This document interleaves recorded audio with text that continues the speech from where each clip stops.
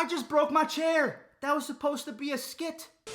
What's going on, everyone? It's Fuzzy. Welcome back to yet another MLB video. Today was supposed to be a joyous day in which I predict where free agents are going to go, but instead, the first ever MLB video that I record in my brand new home. Why am I still holding this stupid wheel? The first video I ever record in my new setup that was supposed to be filled with positive vibes is a Francisco Lindor trade rumor reaction video. And unlike 2018 and 2019, this actually seems legit. Now, I'm gonna go ahead and show the tweet right now from Bob Nightingale. A lot of people don't trust Bob Nightingale, and I'm in that group as well, but he's been on a hot streak. He predicted Mookie Betts to the Dodgers, so he was right on that. And then he also said that Tony La Russa was going to the White Sox. So this is terrifying. Pretty much in summation, the tweet reads that by opening day, Francisco Lindor is going to be a member of the Dodgers, the Mets, the Yankees, the Braves, the Giants, the Cubs, whatever other team that you can name in Major League Baseball other than the Indians. He is not going to be their shortstop, and other teams have been informed. And again, this terrifies me because this actually seems like it's going to happen considering the timing. We're going to talk about exactly what I mean in just a second, because Francisco Lindor's trade value, it did not go up, it went down. So if you wait any longer, it can go further and further down, and you're not going to be able to grab the prospects and the stars that you need in return to fill the hole that Francisco Lindor leaves once you trade him. I can't believe this is happening. 2016 to 2017, that was, as an Indians fan, like, unreal. Never gonna get it again, though. At least I don't think that's ever gonna happen again. Just and back. Promising outlook for our fans. No, I'm just. Do you blame me though? Like, this is what it looks like now. Okay, like You're gonna suck. You guys suck. Yeah, remember when I said that? Ha ha ha ha. Yeah, Bauer bites with Trevor Bauer, a former Indian, who is now going to win the Cy Young. And then Mike Clevenger, who is no longer on the Indians anymore. I told you, Mike, I told you, Clev, that being an Indians fan absolutely sucks butt. We can never expect happiness ever. I never get one moment to myself to say, wow, I love being an Indians fan. It doesn't happen.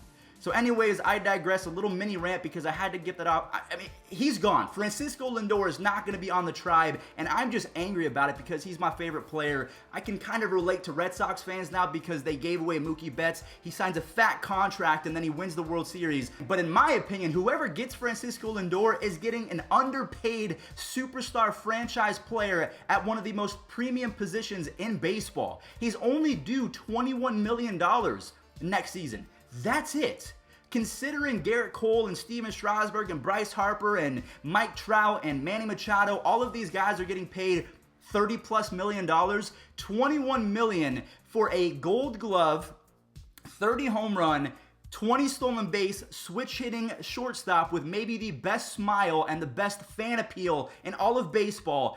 For $21 million, that is a steal. He is underpaid. Now, of course, the Indians can't afford him, even though they've traded Trevor Bauer, Corey Kluber, they let go of Jason Kipnis, Carlos Santana is not going to get picked up. Who'd they give away? Mike Clevenger. All of these contracts, big-time contracts, are off the books. Yet we can't re-sign the best player in the last 20 years. Francisco Lindor is up there. And I know that he has struggled in the last season and last month of 2019. Actually, in 2019, he ended the season with a 705 OPS in 26 games. And then, even though I washed my hands, thought, it was just a mini slump, he's going to come back and be on fire in 2020. That didn't happen. In 60 games, he had a 750 OPS. So when you combine September of 2019 and all of 2020, in the last 86 games, Francisco Lindor has a 728 combined OPS. That is why this sucks. If we traded him last year, I didn't want to because I was holding on to every ounce of happiness that I could, but I was being selfish. In hindsight is 2020. We could have gotten Corey Seager. What did Corey Seager just do? Won the NLCS and World Series MVP. So that is off the books. Francisco Lindor for Corey Seager is never going to happen, let alone Seager and some prospects. Fudge, man. I just can't believe that this is my life, okay? I know that this is going to happen, and he hasn't helped his case, so we're not going to get as much as we would have a year ago. But whoever gets Francisco Lindor is going to get an underpaid superstar for one single year, and then you're going to have to pay him the big bucks. So whoever gets him has to make sure that he is not a one-year rental, because I think that he needs to stay with that franchise for the next few seasons. The Indians are they're so good at making trades and signing people on a whim that I feel confident going forward, but I don't like Lindor going to a different team. So, I mean, we'll talk about where I think he should go. I think he's going to end up in New York. I just don't want him to go there. I don't want to see him succeed with another squad. So the Indians are going with the approach that they will be carried by a starting pitching staff that should be elite for the next couple seasons, led by Shane Bieber, Carlos Carrasco, Zach Plesac, Aaron Savali, and Tristan McKenzie. There's a few prospects that should be good as well, but they're hoping that those 5 guys can carry the rotation, and that if they do trade Francisco Lindor, they're going to get a shortstop back in return, or they traded for a couple guys in the Mike Clevenger Padres trade, Gabriel Arias and Owen Miller. These guys have been talked about a lot in terms of high praise, so they could be able to fill the cleats left by Francisco Lindor in the next 2 or 3 years, but I'm not trying to wait 2 or 3 years. We have Bieber and J-Ram in their prime. We can't waste it, okay? We just can't afford to do that. So the teams that I think would be beneficial to the Indians, I want a mutual trade where we get a W on either side, okay? The first one that I can think of is still the Dodgers. I think the Dodgers can provide a lot of support to the Indians, and the Indians can vice versa. It's just Corey Seager would most likely have to move to second base or third base, and then Justin Turner would have to play first base, but then where would Max Muncy go? There would have to be some workarounds, but we are no longer going to be able to get Corey Seager. Maybe, just maybe, Gavin Lux is officially on the table because the Dodgers finally won a chip. I don't know if they're going to be as hungry to go back to back to back to back to back. I think they're going to look to the future. And Francisco Lindor at 26 years old, you're not giving up youth. A lot of people have been saying, if you trade Gavin Lux and Dustin May and Tony Gonsolin, you're mortgaging your future. No. Francisco Lindor is a superstar 26-year-old. You're fine in regards to projectability. He's going to be a superstar for the next decade. I can almost guarantee it. He stays relatively healthy as well. We just have to hope that he performs better offensively. Otherwise, you might have a point if you're a Dodgers fan. But the first team that I would recommend the Indians trading Francisco Lindor to is the Dodgers in exchange for Gavin Lux, Tony Gonsolin, Dustin May, or just Gavin Lux and an outfielder. That would make me super happy. I mean, if you're a Dodgers fan, you have Bellinger and Betts. You do not need outfield help, or we just make the trade for Lux and Gonsolin. You keep Dustin May, and then the Indians try and go sign Yasiel Puig or Jock Peterson because we need outfield help. So that is the first trade that I would recommend. The next one is to the Yankees. This pains me to say it, but I think the Yankees, they have a lot to offer. Here's what I would do if I was Brian Cashman, okay? I would re-sign DJ LeMahieu and I would move him to first base. I would fill the void at second with free agent Colton Wong. He doesn't strike out. He plays great defense, and I think that he would benefit from Yankee Stadium and that lineup. So I think that you're going to get the best production of Colton Wong's career. So you have second base Wong, first base LeMahieu. Where does that leave Luke Voit? You would trade Luke Voit to the Indians in exchange for Francisco Lindor. Gleyber Torres would move to third base. Francisco Lindor would man shortstop. You would trade both Luke Voit and Gio Urshela. Urshela would go to a different team, and I think that would work out. I think, honestly, the Indians need a lot of power help. Luke Voit would be a great addition considering he's cheaper than Carlos Santana, and he's a whole lot better as an offensive player, so that's what I would do. You still have Jason Dominguez as a top prospect, so you could use him as a third baseman or an outfielder. You could even do that. Maybe he would man left field, put Clint Frazier in right field. That would be an amazing trade. And also, I think DJ LeMahieu is better at first base and Colton Wong as a second baseman. That would be awesome in my opinion. So that's another trade that I would do. I just don't know who the Indians would get in return aside from Luke Voit. I mean, we would need an outfielder. Maybe you give up Mike Tauchman. Maybe you give up Clint Frazier yet again. I'm not really too sure, but I could definitely see Lindor playing in New York for the Yankees.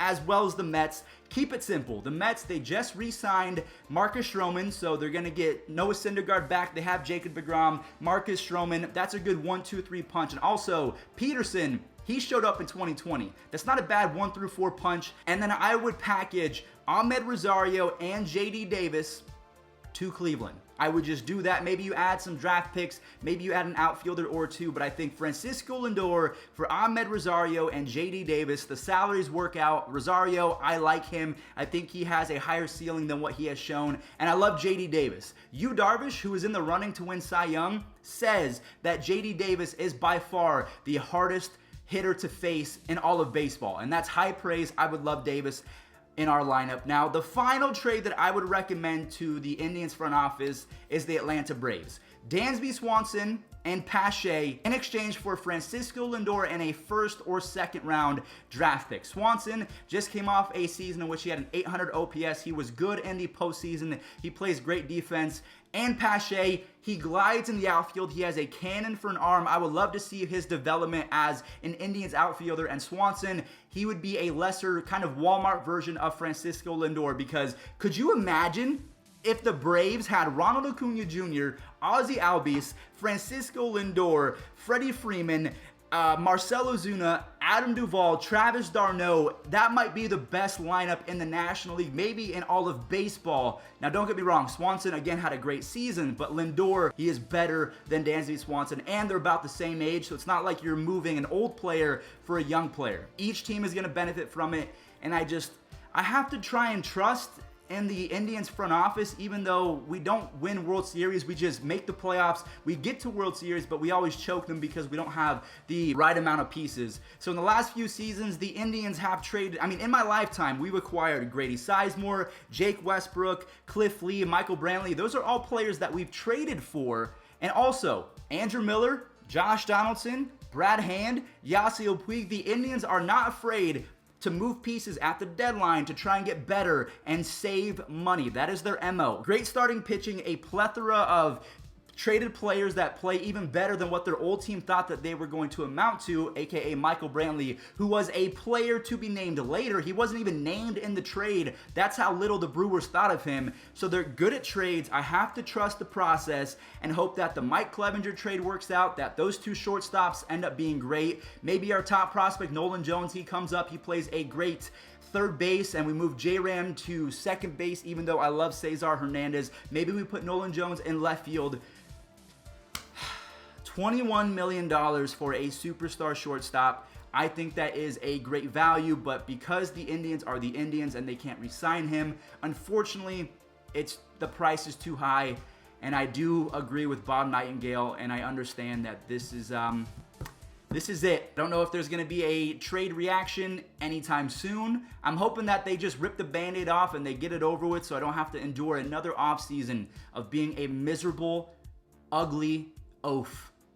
And that's how I feel being an Indians fan. So I'm going to go buy a new chair. I've had this chair for, it's been in my family for 15 to 20 years. So Dad, Mom, if you're watching this, I'm sorry.